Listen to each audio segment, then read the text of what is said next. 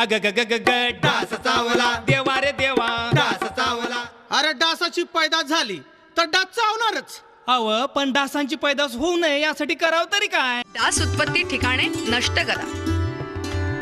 साचलेल्या पाण्याच्या डबक्यात डास उत्पत्ती रोखण्याकरता रॉकेल सोडा.